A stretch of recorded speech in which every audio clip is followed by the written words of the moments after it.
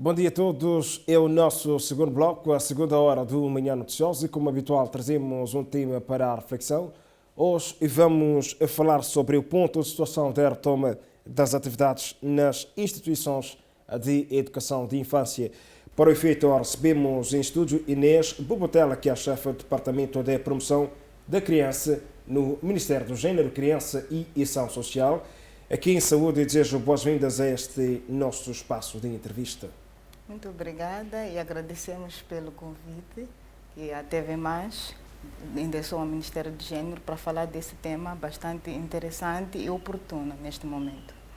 Muito obrigado. A nossa entrevista está em direto na DSTV, TV Cabo TNT, mas também em simultâneo com a nossa rádio 94.1 FM. Estamos também em simultâneo com a nossa rede social do Facebook. Vamos, entretanto, conversar sobre este tema pertinente, como bem dizia a doutora, sobre a retoma das atividades do ensino pré-escolar em tempos desafiadores ditados pela pandemia da Covid-19. Por quanto tempo o ensino pré-escolar esteve paralisado? Para começarmos a conversa. Basicamente foi 1 ano e 3 meses. Exato. Estamos já quase 1 ano e meio. Estamos parados e é uma preocupação não só dos pais lá em casa, não só dos gestores dos centros, dos proprietários. As próprias crianças também estão preocupadas, porque com a retoma das atividades letivas nas escolas, os irmãos mais novos, que são os de 0 a 5 anos, também ficaram preocupados. E eu, quando é que eu vou retomar? Então, essa é uma preocupação de todos nós e que estávamos ansiosos por essa retoma.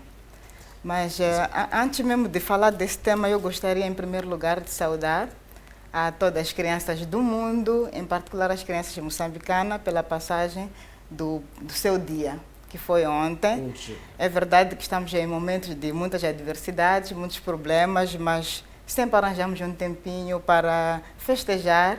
É verdade, sem aglomerações, mas arranjamos um tempinho para festejar. E o lema escolhido para este ano é proteger a criança é responsabilidade de todos, incluindo as próprias crianças. Também têm o dever de se proteger. Exato. E informar aos mais velhos sobre os problemas que lhes afligem. Pois bem, vamos então conversar de forma mais profunda sobre o tema proposto para hoje, que é esta retoma das atividades no ensino pré-escolar, a educação de infância. Como é que está o ponto da situação? É a fiscalização em curso? O Presidente da República, quando anunciou esta retoma das atividades no ensino pré-escolar, encarregou o Ministério do Gênero, Criança e Ação Social fazer a supervisão e só retoma a atividade a instituição que tiver, portanto, reunido já requisitos de prevenção à Covid-19. A fiscalização já começou. Qual é o ponto de situação neste momento? Ok. É verdade que o trabalho de preparação e de fiscalização já iniciou desde o ano passado. As atividades foram interrompidas em março de 2020 e durante todo o período do ano passado nós tivemos a refletir como é que podemos preparar os centros, as instituições de infância para uma possível retoma se um dia as condições se normalizarem. Exato. Então, no mês de setembro, nós elaboramos e enviamos a todas as províncias uma folha de verificação das condições físicas dessas unidades sociais e que essa folha de verificação que continha 49 requisitos para a preparação dessas instituições de ensino. Então, nós sabemos que a pandemia da Covid-19 é uma situação nova que nos desafia a todos nós. No entanto, todos tínhamos que nos reinventar e nos adaptarmos às novas exigências. Então, essas exigências que constam na folha de verificação era para possibilitar que os centros se organizem olhando para aquilo que estava escrito na folha de verificação. É verdade que neste processo todo há instituições que talvez optaram por desistir porque não tinham recursos financeiros para se adaptarem às condições exigidas. No entanto, outros, pelo contrário, enfrentaram um desafio com dificuldades, sim, mas enfrentaram um desafio e se prepararam. E essa folha foi enviada, como dizia, no ano passado, no mês de setembro, e este ano nós iniciamos a verificação a fiscalização das condições criadas, mas antes do órgão central se dirigir às províncias, as próprias províncias já estavam a fiscalizar essas unidades sociais e dando o apoio técnico daquilo que é necessário. E, neste ano, quando dos nossos trabalhos de monitoria, o que nós fomos verificar é que há muita vontade dos gestores de acatar aquilo que são as novas exigências e muitos deles estavam ansiosos com essa possibilidade de voltarem a reabrir, porque estavam à espera já há muito tempo. E da avaliação que nós fizemos, sentimos que acima da média das instituições que nós vimos reúnem já as condições para a retoma. Podemos avançar alguns números em relação às que já foram aprovadas para a retoma? Bom, nós temos no país 1.580 instituições de educação pré-escolar e acreditamos nós que é acima da média, porque esse é um trabalho contínuo. É verdade que o órgão central dirigiu-se às províncias para fazer essa fiscalização da implementação da folha de verificação, mas o trabalho não parou. Nós paramos o trabalho como órgão central no mês de março. No entanto, as províncias, através dos serviços provinciais de assistentes sociais e as direções provinciais, continuam a realizar essa atividade e estamos a receber um feedback positivo, que os centros estão com vontade de acatar as orientações porque querem trabalhar. Então, posso arriscar dizer que acima da média já temos as condições criadas pelos centros. Falamos aqui de uma folha de verificação onde constam os requisitos para esta retoma que os estabelecimentos de ensino pré-escolar têm que obedecer. O que é que está plasmado nesta folha? Bom, como dizia, são 49 regras, desde a própria higienização dos espaços, que é muito necessária, que deve ser regular,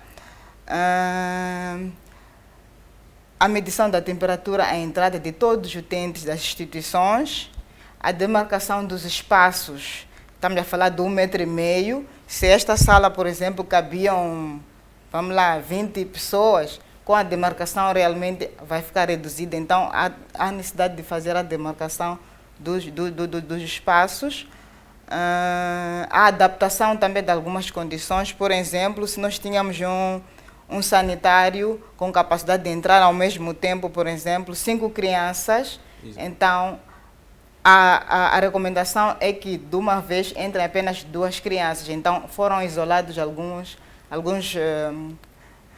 como é que se diz, alguns sanitários, como é que se diz, algumas pias, o nome correto é esse, algumas pias, para que as crianças não usem a casa de banho todas de uma única vez.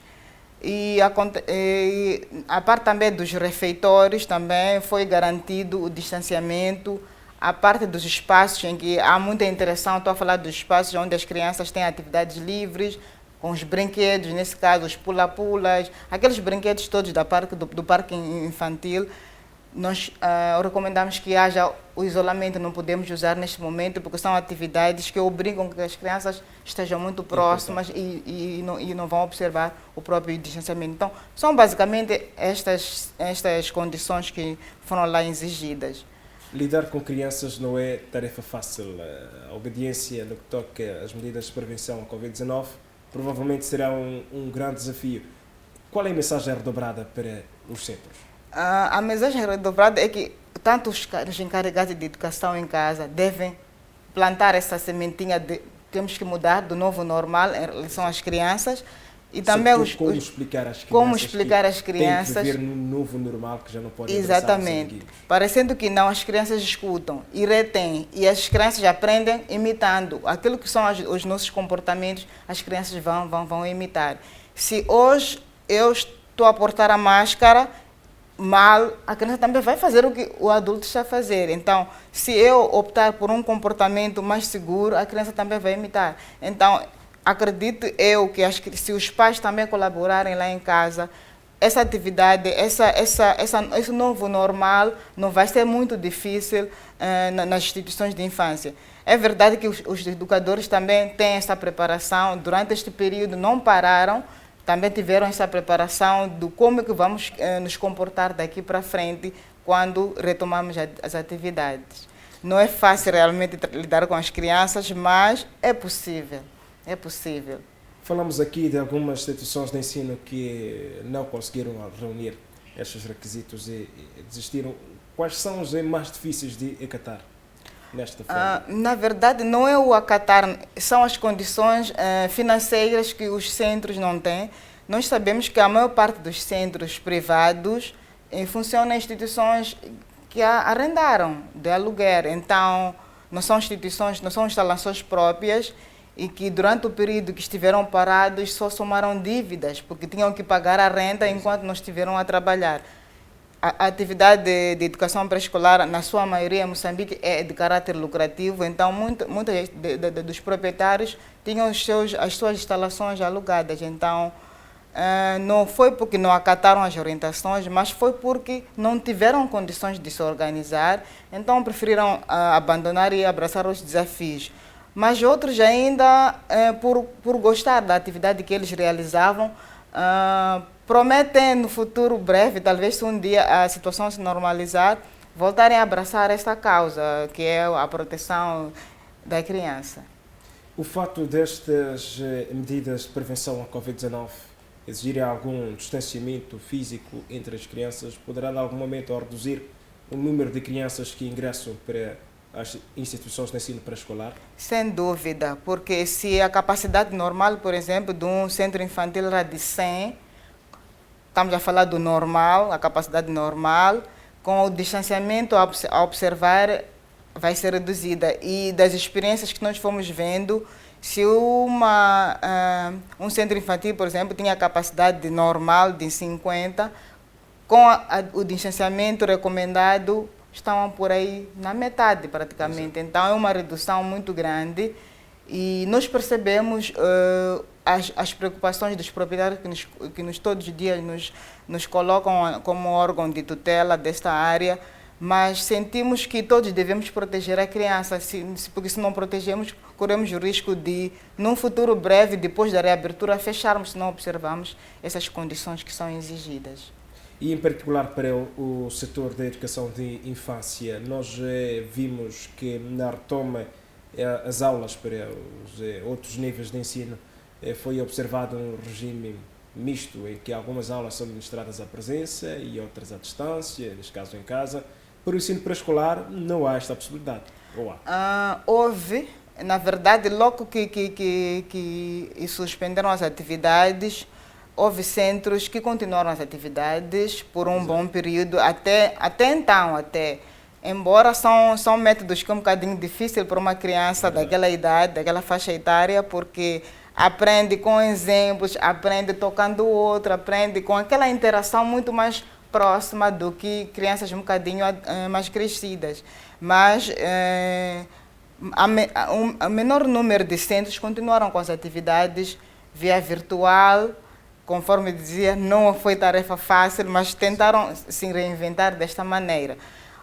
Para aqueles que não continuaram, o que faziam? Disponibilizavam os materiais aos pais e os encarregados de educação para os pais ajudarem as crianças em casa. Mas muitas das vezes os pais têm outras atividades, trabalham, então não foi fácil continuar com as atividades em casa, porque os pais também tinham outras tarefas por realizar. Para já, está plasmado que o Ministério do Gênero vai continuar a monitorar a atividade depois desta retoma, para ver como é que está a cursar o controle das medidas de prevenção à Covid-19? Sem dúvida. Está muito bem patente no próprio Decreto 30. Mesmo se não tivesse patente, nós temos essa tarefa regular de fiscalizar esses centros para ver como é que estão a funcionar. Os encarregados de educação também podem participar ao ir deixar os seus filhos nos centros. Podem ver em que condições nós estamos a deixar os nossos filhos. Então, é tarefa também de todos nós fazermos essa fiscalização. E se de alguma forma, alguma medida não está sendo acatada, ir reportar, para que possamos voltar a verificar e trabalhar com essa unidade social para que possa corrigir a situação. Doutora, permita-nos sair um pouco deste cariz, fora desta Covid-19, esta pandemia que afeta em grande medida também o ensino pré-escolar. Quais têm sido outros desafios permanentes deste setor de atividade? Bom, nós temos vários desafios, a começar mesmo por esta, que é, tirando mesmo a Covid-19, nós já tínhamos um desafio muito grande de alargar aquilo que é a frequência das nossas crianças no ensino pré-escolar. Só para ter uma ideia, até dezembro de 2019, nós tínhamos a frequência numa perspectiva de 2,3 em termos de percentagem, é muito pouco. É verdade que nos propusemos... 2,3%. Exatamente, da frequência das crianças em idade pré-escolar. Nos propusemos para que neste mandato até 2024 atingirmos os 10%. Mas é um desafio muito grande porque não há condições em termos financeiros para, neste momento, abrangermos mais crianças a nível do país. Mas é uma atividade que nós continuamos a sensibilizar para que muitos abracem esta causa. Isto se prende com a falta de adesão ou com a falta de escolas? A falta de centros infantis e a própria adesão. Exato. Mas, a nível das comunidades, nós temos aquilo que chamamos de escolinhas comunitárias, que é uma instituição também de educação pré-escolar, mas que as exigências exigidas, passa a expressão, a repetição, não são as mesmas, por exemplo, para um centro infantil, assim posso dizer, normal. Então, esses mecanismos também de participação da criança a nível da comunidade, as exigências são reduzidas porque nós olhamos aquilo que é o que a comunidade pode oferecer. Então, do momento que seja um espaço seguro, é possível nós termos uma escolinha comunitária a funcionar. Então, o nosso trabalho sempre foi de sensibilizar a comunidade para a adesão, sim, e também mobilizar as nossas organizações parceiras para que também abracem esta causa da educação pré-escolar, que é a primeira etapa antes do ingresso das crianças à escola. Então, mas para além desses desafios, nós temos muitos outros desafios, como dizia, como o setor da criança. Temos desafios também de reduzir os índices de uniões prematuras. É verdade que agora foi aprovada uma nova lei, estamos ainda na fase de divulgação, porque há pessoas que ainda não conhecem essa lei. Então, é muito importante que nós continuemos a trabalhar, a sensibilizar as comunidades para que possam proteger mais a criança. Temos ainda a situação da violência que ainda, infelizmente, prevalece a nível das nossas comunidades e que, infelizmente, quem perpetra são pessoas muito próximas, pessoas no seio da sua família, na mesma comunidade. Então, são situações que preocupam muito o setor e que tem estado a trabalhar para que esses males não enfermam mais as nossas crianças.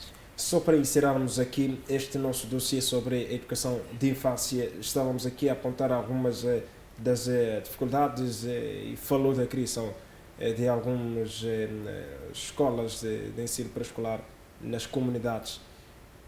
Atualmente, quando olhamos para o gráfico, vamos ver que a maior parte das instituições de educação de infância são privadas e estamos diante de algum problema social.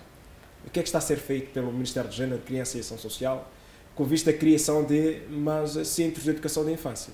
Exatamente. Conforme dizia, este é um desafio que nós temos e que esperávamos que neste mandato a fasquia podia talvez subir mais um pouco, mas ainda acreditamos que podemos melhorar. É verdade que estamos diante da Covid-19 que nos travou aquilo que eram os nossos sonhos. A sensibilização comunitária para que abracem esta causa, a sensibilização da própria sociedade, que é o nosso grande parceiro. Nós continuamos a solicitar que a sociedade abrace esta causa para que possamos ter mais crianças a frequentar a educação pré-escolar. Só para ter uma ideia, dos centros privados, nós temos cerca de 689, se a memória não me falha. Exato. E dos públicos nós temos apenas 9. Os públicos são aqueles que estão sobre a nossa gestão, temos apenas 9.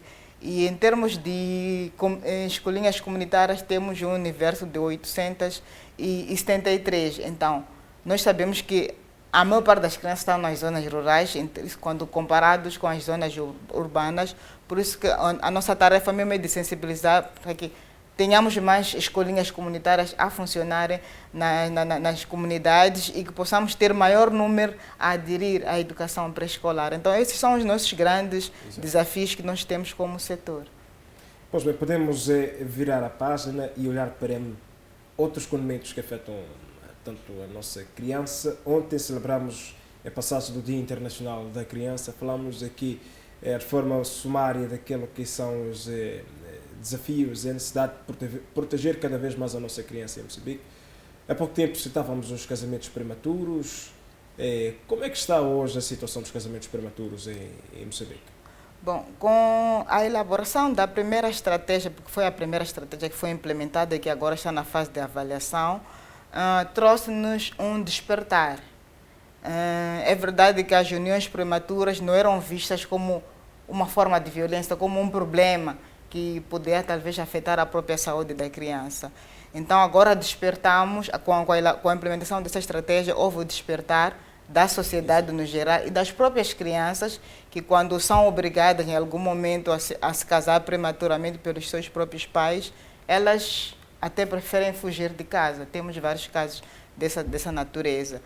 E em termos de avanços, foi a própria elaboração da lei que veio em face da implementação da própria estratégia. Então, acreditamos nós que avançamos muito, embora o problema ainda existe, não está resolvido, porque ainda temos casos que ainda acontecem a nível das comunidades. Então, em termos de ações para esta área, para colmatar esse problema, temos estado mesmo também a trabalhar com as lideranças comunitárias, com os comitês comunitários de proteção à criança, os parlamentos infantis, porque estou a falar das próprias crianças, os núcleos de escolas, para que nos possam dar a informação. É verdade que o país é muito grande, temos não sei quantos milhões de pessoas, cerca de 27 milhões, se não me engano, com o último censo. Então, e a maioria são as nossas crianças. Acima da metade da população é de crianças, e sobretudo as do sexo feminino, então, que são as mais afetadas pelas uniões prematuras. Então, nós achamos que foi um passo dado, embora reconheçamos que ainda há muito o que fazer. Exato. Sim. Quanto à situação da retenção da rapariga, que é também um dos grandes desafios travado pelo Ministério, como é que estamos hoje? A semelhança daquilo que falei exatamente sobre as uniões prematuras, também acontece o mesmo com a retenção da rapariga, porque mesmo durante a implementação foi revisto um regulamento, uma resolução, aliás, se não me engano, que obrigava que as meninas, quando estivessem grávidas, a frequentarem, por exemplo, o ensino normal, diário, nesse caso, tinha que passar para o curso noturno. Então, para nós, isso era uma forma de, entre aspas, de estimular a desistência. Exatamente, estimular a desistência, porque a primeira menina está grávida, ir à escola à noite pode também até correr alguns riscos. Então, houve a revogação desta linha que falava sobre isso. Então, para nós é um ganho. Então, temos mais meninas, apesar de talvez ficarem grávidas prematuramente, mas continuam a frequentar os estudos.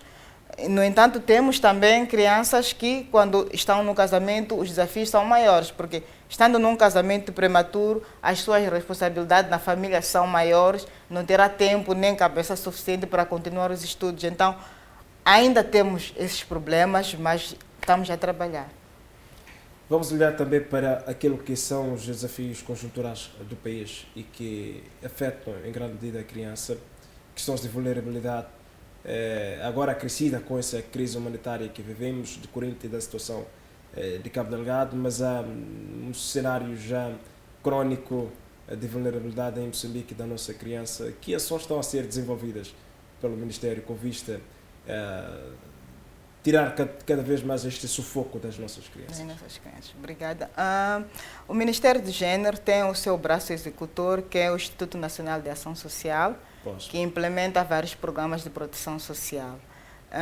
Nesses programas, a criança tem a sua prioridade. Nós sabemos que a nível das comunidades temos várias categorias de crianças. Temos crianças que são chefes do agregado familiar, temos crianças que estão que vivem com os seus, posso dizer, protetores, que são os idosos, os seus cuidadores são idosos, mas que não têm a capacidade para se autossustentar. Então, através da implementação dos programas de proteção social, nós tentamos garantir, minimizar o sufoco, a vulnerabilidade das crianças através da assistência que é provida. É verdade que, para o caso específico de Cabo Delgado, nós estamos a enfrentar nós enfrentamos aqueles problemas que nós muito bem conhecemos, que as famílias acabaram abandonando as suas regiões, mas a assistência continua. É verdade que, em algum momento, há um atraso para a entrega desses benefícios, mas que o setor não parou e continua a trabalhar para que possa minimizar o sofrimento dessas famílias que têm essas crianças. Gostaria também de falar sobre um tema que muitas das vezes é esquecido, a questão do tráfico de crianças, exatamente, para vários fins de exploração sexual, exploração laboral também. Nós temos trabalhado com esta ligação com a Procuradoria, temos o Grupo de Referência Nacional para a Proteção à Criança, vítima de violência, nesse caso, e prevenção ao tráfico e combate ao próprio tráfico. Então, temos estado a trabalhar através deste grupo de referência, que é coordenado mesmo pela Procuradoria, e nós, como ação social, temos o papel principal de garantir a resposta desses casos que as crianças têm estado a sofrer.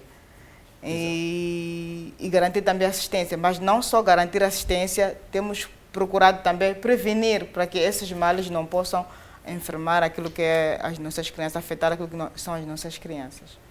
Doutora Inês, que é chefe do Departamento de Promoção da Criança no Ministério do Gênero, Criança e Ação Social, queremos agradecer a sua presença.